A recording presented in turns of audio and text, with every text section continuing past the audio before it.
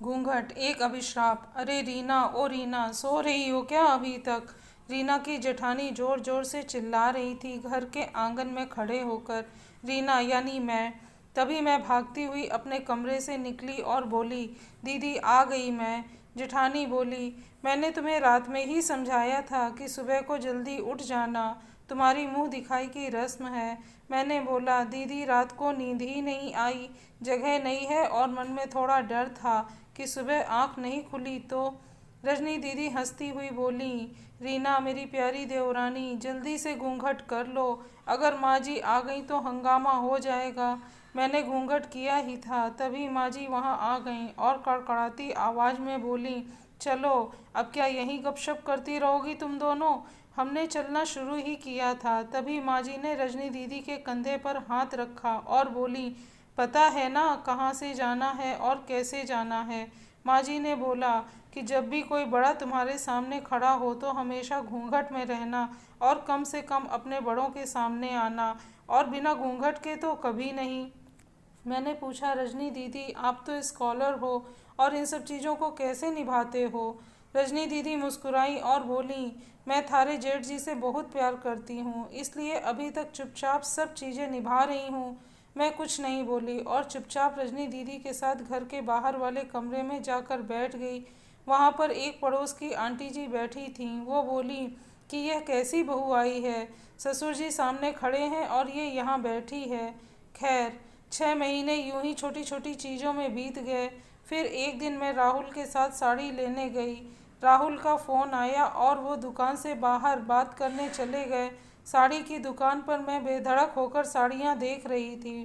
तभी साथ में बैठे हुए अंकल जी खांसे, 1 बार, फिर 2 बार, फिर 3 बार। मैंने साड़ी वाले भैया से बोला कि भैया इन अंकल जी को पानी दे दो, बहुत खांसी हो रही है इन्हें। अंकल जी भड़क उठे और बोले, क्या बदतमीज लड़की है ये, कुछ शर्म लिहाज है या नहीं इसे?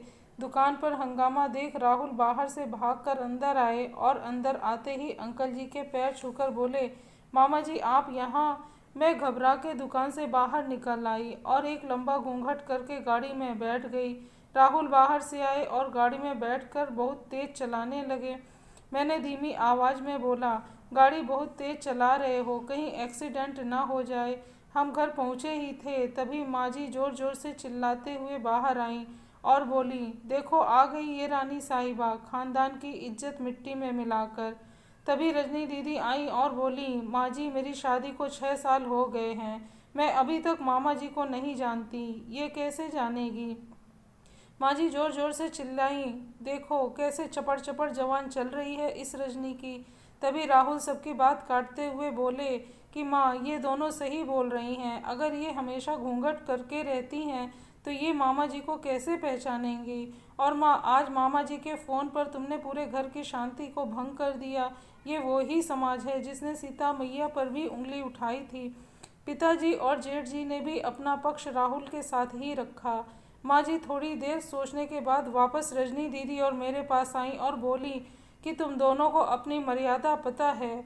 मुझे उम्मीद है कि तुम कभी भी मेरा सिर शर्म से नीचे नहीं झुकने दोगी। हम एक ही परिवार के सदस्य हैं, हमें हमेशा साथ रहना है, अच्छा वक्त हो या बुरा वक्त, हर सदस्य को अपनी मर्यादा पता है। माँ जी ने मुझे और रजनी दीदी को गले लगा लिया। तो दोस्तों ये कहानी आपको कैसी लगी कमेंट सेक्शन में ज़रूर बताएं। अगर कहानी पसंद आई हो तो चैनल लाइक और शेयर करें। अगर चैनल पर नए हैं तो चैनल को सब्सक्राइब करें। Thank you.